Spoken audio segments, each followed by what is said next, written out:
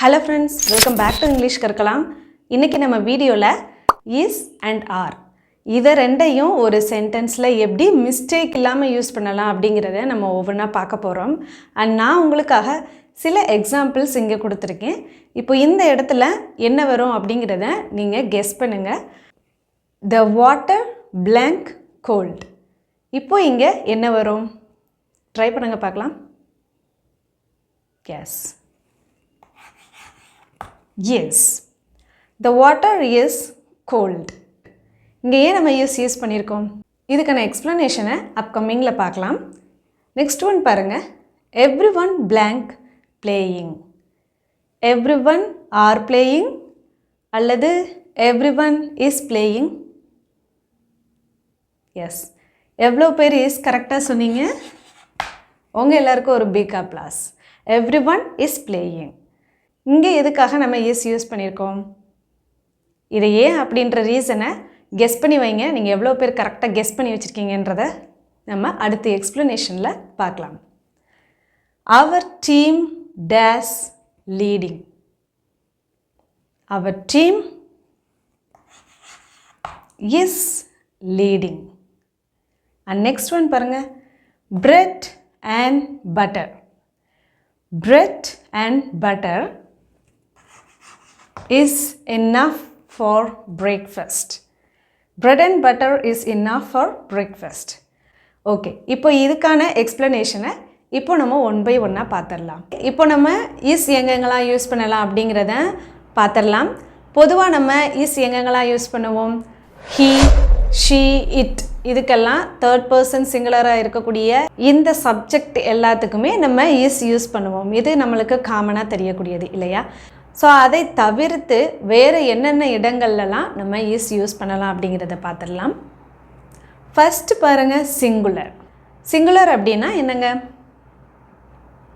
S, only one subject இருக்கக்கூடிய இடத்துல, அதாவது ஒன்லி ஒன் நவுன் இருக்கக்கூடிய இடங்களில் நம்ம இஸ் யூஸ் பண்ணலாம். For example, my pet is very cute. My pet is very cute. So here my pet அப்படிங்கிறது தான் singular noun. Okay, my pet அப்படின்னா என்னங்க? என்னுடைய செல்லப்பிராணி. இப்போ இந்த இடத்துல நான் எதை மென்ஷன் பண்ணுறேன்? ஒரே ஒரு செல்லப்பிராணியை நம்ம மென்ஷன் பண்ணுறதுனால இங்கே நம்ம இஸ் யூஸ் பண்ணியிருக்கோம். Got it? நெக்ஸ்ட் ஒன் பாருங்கள். Uncountable nouns. So what's mean uncountable nouns? Yes. First, countable noun அப்படின்னா என்னன்னா, நம்மளால எண்ணக்கூடியதாக இருக்கக்கூடிய எல்லாமே countable nounல வந்துடும். கிளியர்? uncountable noun அப்படின்னா நம்மளால கவுண்ட் பண்ண முடியாத எல்லாமே uncountable noun. For example, rice, water and oil. இந்த மாதிரி ஐட்டம்ஸ் எல்லாமே uncountable nounsல வந்துடும். Clear? Yes. Now please see the example. The water is cold. இதை நம்ம ப்ரீவியஸாக பார்த்தோம் இல்லையா? இப்போ எதுக்காக இங்கே நம்ம இஸ் யூஸ் பண்ணியிருக்கோம் அப்படிங்கிறது உங்களுக்கு கிளியராக இருக்கும்னு நினைக்கிறேன். பிகாஸ் uncountable noun வரும் பொழுது we have to use yes. Clear? The water is cold. The oil is leaking. The oil is leaking. And see the next one, collective noun. So what's mean collective noun? Can you guess? Yes, collective noun அப்படிங்கிறது என்னன்னா group of people or group of thing. What's mean group of people? நிறைய people, நிறைய மக்கள் ஒரே இதாக சேர்ந்து இருக்கிறாங்கன்னா அதை நம்ம group of people அப்படின்னு சொல்லுவோம். அதை தான் collective noun அப்படின்னு சொல்லுவோம். ஸோ இப்போ இங்கே கலெக்டிவ் நவுன் வரக்கூடிய இடங்களில் we have to use the verb yes. Yes. My team is playing well. My team is playing well. So here my team அப்படிங்கிறது தான் collective noun. So what's mean my team? என்னுடைய அணி. So team அப்படிங்கிறது ஒரே ஒரு person மட்டும் இருக்க மாட்டாங்க. Am I correct? ஸோ நிறைய பர்சன்ஸ் 5 or 6 மெம்பர்ஸ் இருப்பாங்க இல்லையா? ஸோ இவங்க எல்லாரையும் நம்ம கலெக்டிவாக சொல்லும் பொழுது டீம் அப்படின்ற இந்த வேர்ட் யூஸ் பண்ணுறோம். ஓகே ஃப்ரெண்ட்ஸ், நெக்ஸ்ட் ஒன் பாருங்கள்.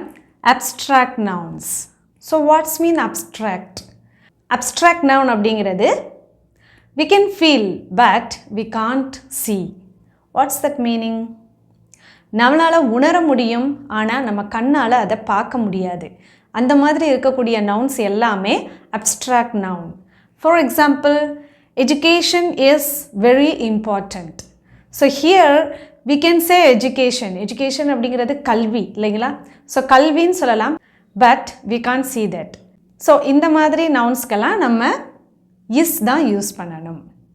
And another example,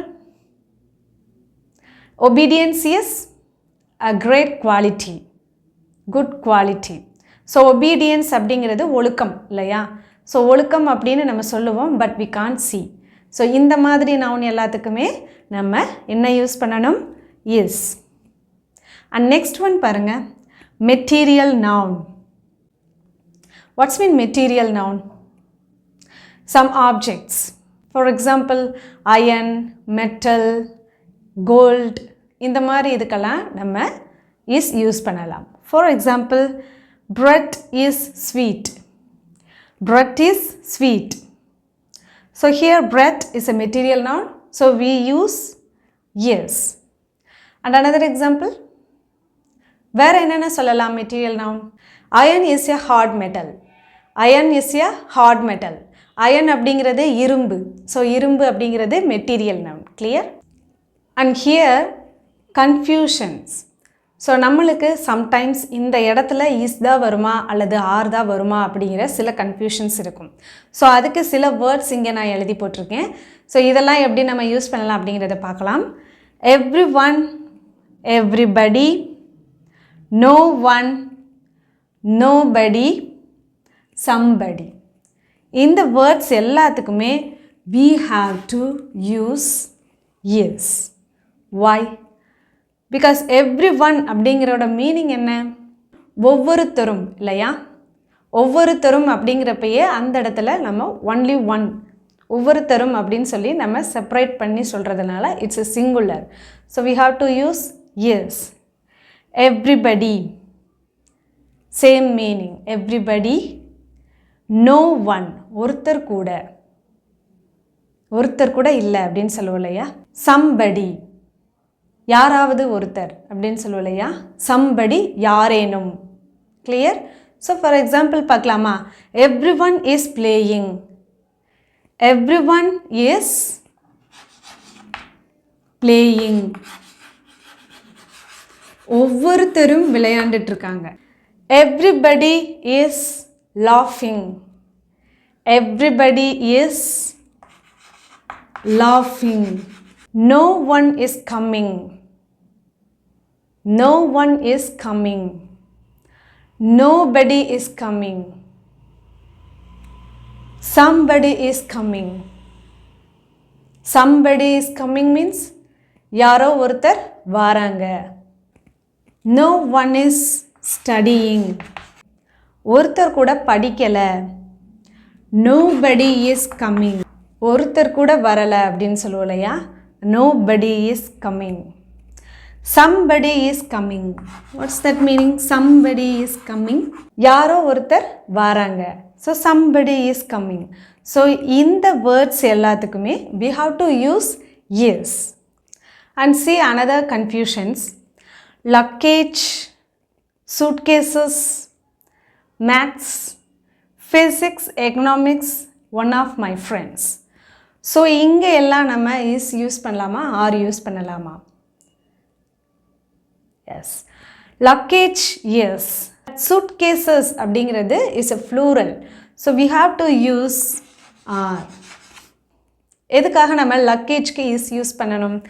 because luggage அப்படிங்கிறது இப்போ ஒரே ஒரு சூட்கேஸ் இருக்குன்னா that is only one suitcase. மே correct?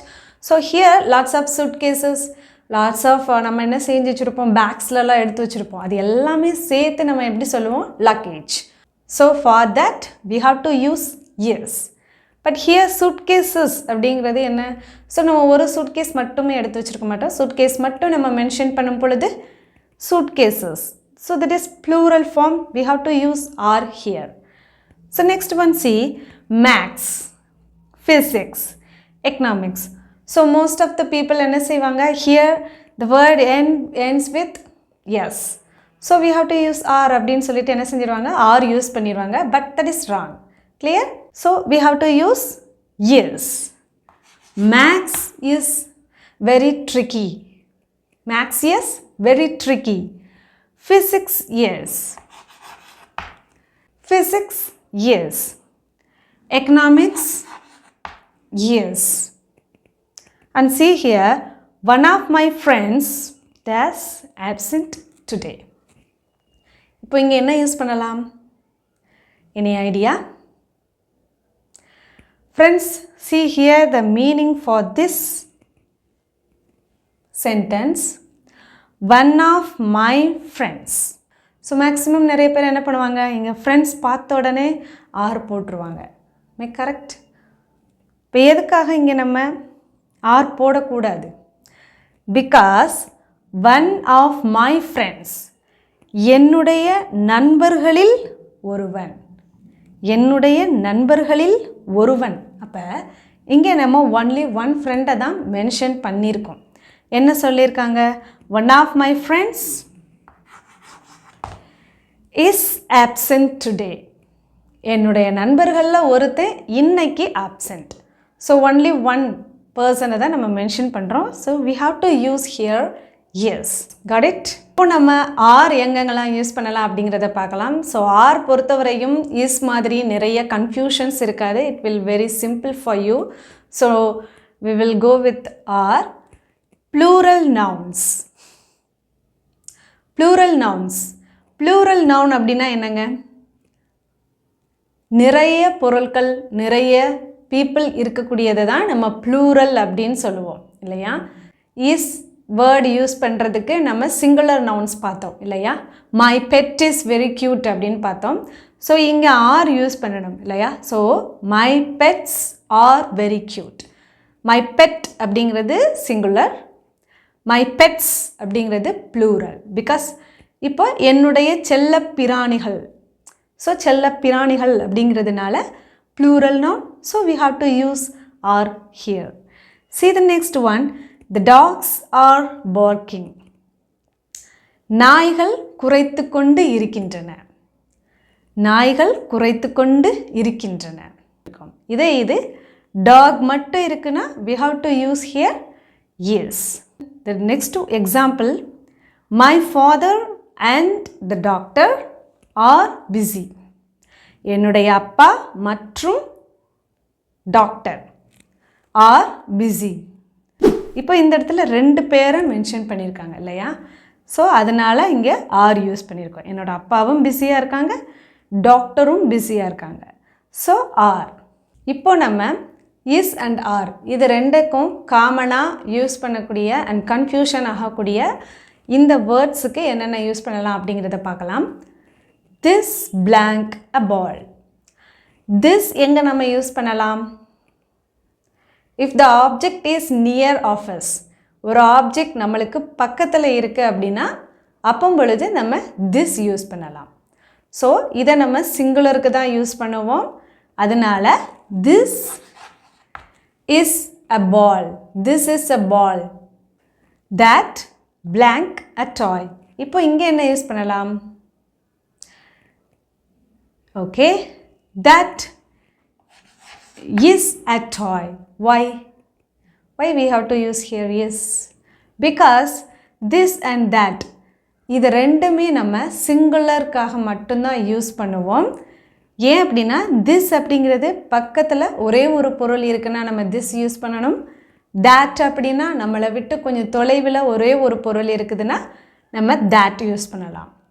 So this is a ball, that is a toy. And see here, these blank balls. These are balls. எதுக்காக இங்கே நம்ம ஆர் போட்டிருக்கோம்? பிகாஸ் these அப்படிங்கிறது நம்மளுக்கு பக்கத்தில் நிறைய பொருட்கள் இருக்குது அப்படின்னா நம்ம these யூஸ் பண்ணலாம். those அப்படிங்கிறது நம்மளை விட்டு தூரமாக நிறைய பொருட்கள் இருக்கும் பொழுது நம்ம those யூஸ் பண்ணலாம். So here also are. Those are toys. These are balls. Those are toys. இப்போ உங்களுக்கு இஸ் அண்ட் ஆர் இதை ரெண்டையும் எப்படி கரெக்டாக யூஸ் பண்ணணும் அப்படிங்கிறது உங்களுக்கு கண்டிப்பாக தெரிஞ்சிருக்குன்னு நினைக்கிறேன். இப்போ உங்களுக்கான ஒரு குட்டி assessment. Physics blank my favorite subject. Some of the oil blank leaking. இதுக்கு என்ன ஆன்சர் வரும் அப்படிங்கிறத கெஸ் பண்ணுங்கள். இதோட ஆன்சரை கமெண்ட் பாக்ஸில் சொல்லுங்கள். இந்த வீடியோ பிடிச்சிருந்தா மறக்காமல் ஒரு லைக் பண்ணி சப்போர்ட் பண்ணுங்கள். தேங்க்யூ.